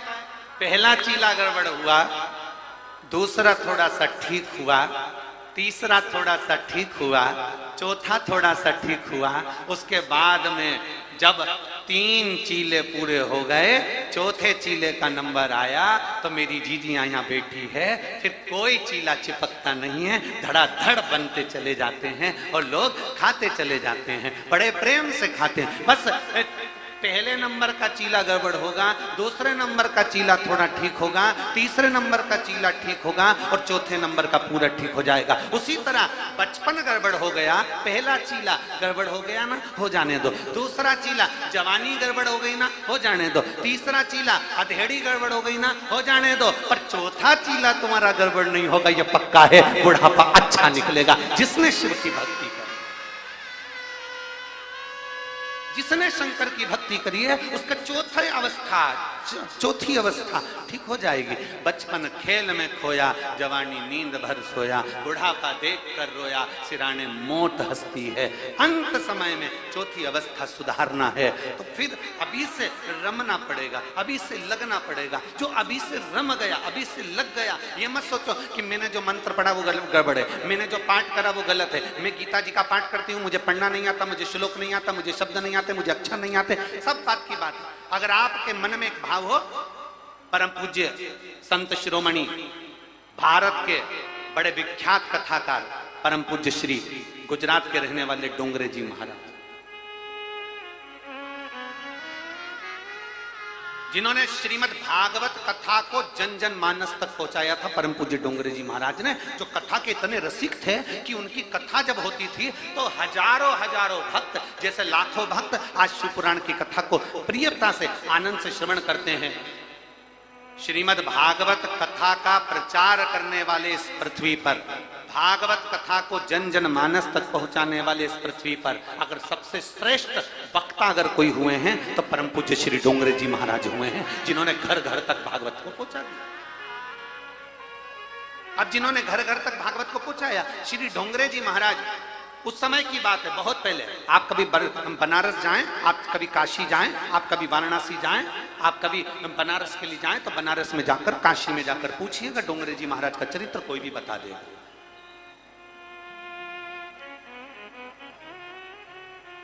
परम पूज्य डोंगरे जी महाराज काशी में कथा करने के लिए गए, बनारस में कथा करने के लिए गए, और डोंगरे जी महाराज जैसे कथा करने के लिए गए तो 2 दिन उनकी कथा का निकला, और डोंगरे जी महाराज ने अपने सारे परिकरों को सबको बोला, जितने उनके साथ में जुड़े हुए थे उनसे, बनारस वालों से कहा, यहाँ देवी का मंदिर बड़ा प्रसिद्ध है, हम वहां दर्शन करने के लिए जाएंगे, हमारा मन हो रहा है कि दुर्गा के मंदिर जाया जाए, दुर्गा के मंदिर जाना है। जैसे डोंगरे जी महाराज ने कहा, ठीक है चलिए। डोंगरे जी महाराज अपने परिकरों के साथ में, डोंगरे जी महाराज अपने साथियों के साथ में, जो भी उनके साथ में सेवादार थे उनके साथ में मां दुर्गा का दर्शन करने के लिए गए। वहां जैसे ही दुर्गा जी के मंदिर में, देवी जी के मंदिर में परम पूज्य डोंगरे जी महाराज प्रवेश करते हैं, एक दीवाल से टिका हुआ एक ब्राह्मण, वस्त्र गला सा था, साधारण सा वस्त्र दिख रहा था, एक ब्राह्मण बैठकर मां दुर्गा का पाठ कर रहा था, मां दुर्गा की स्तुति पाठ कर रहा था। परम पूज्य डोंगरे जी महाराज की दृष्टि चली गई। इस कथा को एक एक शिव भक्तों को अपने दिल में बिठाकर रखना चाहिए कि कथा कहां जा रही है, उस पर आपकी चित्तवृत्ति चाहिए। डोंगरे जी महाराज की निगाह चली गई उस ब्राह्मण पर, और ब्राह्मण के पास में डोंगरे जी महाराज गए और जाकर उन्होंने तुरंत अपने साथियों से 21 रुपए लिए और ब्राह्मण देवता को दिए, प्रणाम करा और प्रणाम कर कर परम पूज्य डोंगरे जी महाराज ने कहा, ब्राह्मण देवता आप जो दुर्गा स्तुति का पाठ कर रहे हो, इस पाठ में बहुत सारी गलतियां हैं, आप इसको ठीक करिए। डोंगरे जी महाराज ने कहा, ब्राह्मण देवता आप जो दुर्गा स्तुति का पाठ कर रहे हो, इसमें बहुत सारी गलतियां हैं, इसको ठीक करिए। और डोंगरे जी महाराज को ब्राह्मण देवता ने प्रणाम किया। ब्राह्मण जो बैठा था दीवार से टिककर, उसने नमन किया, गुरुदेव बिल्कुल मैं कल से गलती नहीं करूंगा, प्रणाम करता हूं मैं आपको, आपने मुझे ज्ञान प्रदान किया। डोंगरे जी माँ दुर्गा का दर्शन किए और दुर्गा जी का दर्शन कर कर डोंगरे जी महाराज अपने कथा में पहुंच गए। कथा करी डोंगरे जी महाराज ने, रात्रि होने लगी, मध्य रात्रि हुई। मध्य रात्रि में परम पूज्य डोंगरे जी महाराज के शरीर को बुखार ने पकड़ लिया, ताप ने पकड़ लिया, पूरे शरीर को बुखार ने पकड़ लिया, शरीर गर्म होने लगा, इतनी गर्मी चढ़ गई शरीर में कि परम पूज्य डोंगरे जी महाराज को वहां के प्रसिद्ध डॉक्टर के घर ले जाया गया। और डॉक्टर के पास लेकर गए और डॉक्टर से कहा, जरा देखिए चेक करिए, हमारे गुरुजी को बहुत बुखार आया है। डॉक्टर ने चेक करा, बहुत तेज बुखार था। दवाई देकर डॉक्टर सामने डोंगरे जी महाराज को उनके निज निवास पर भेज दिया। निज निवास पर डोंगरे जी महाराज रात को सोए, सुबह नींद खुल गई। ब्रह्म मुहूर्त में 3:30-4 बजे परम पूज्य डोंगरे जी महाराज की नींद खुल गई। नींद खुलते से डोंगरे जी महाराज ने अपने परिकरों को बुलाया, साथियों को बुलाया, कुछ भी करो मुझे दुर्गा मंदिर जाना है, अभी की अभी जाना है, चलो तैयारी करो दुर्गा मंदिर जाने की। सारे साथियों को लेकर परम पूज्य डोंगरे जी महाराज मां दुर्गा के मंदिर में पहुंचे। जैसे ही पहुंचे, ब्राह्मण दीवार से टिका हुआ पाठ कर रहा था। डोंगरे जी महाराज वहां पहुंचकर ब्राह्मण के हाथ जोड़कर कहते हैं, पाठ कर रहे हो? ब्राह्मण हाथ जोड़कर बोला, गुरुदेव अब मेरे पाठ में गलती नहीं हो रही है, मैं धीरे धीरे पढ़ रहा हूं, मैं अटक अटक कर पढ़ रहा हूं, मेरे पाठ में गलती नहीं हो रही, मेरे श्लोक में गलती नहीं हो रही है, मैं अटक अटक कर पढ़ रहा हूं, मैं धीरे धीरे पढ़ रहा हूं, मेरे श्लोक में गलती नहीं है, मैं अब आराम से पढ़ रहा हूं। डोंगरे जी महाराज की आंख से आंसू निकल रहे थे और वो अपने शीश को हिला रहे थे। ब्राह्मण देखकर खड़ा हो गया, गुरुदेव आप रो रहे हो? परम पूज्य डोंगरे जी महाराज ने ब्राह्मण के हाथ जोड़कर कहा, कल मैं आपके पास से गया, कथा करी, रात्रि को बुखार आ गया, बुखार में तब गया, डॉक्टर को दिखाने गया, वापिस आया, फिर बुखार चढ़ गया और उस बुखार में मां दुर्गा का मुझे पहले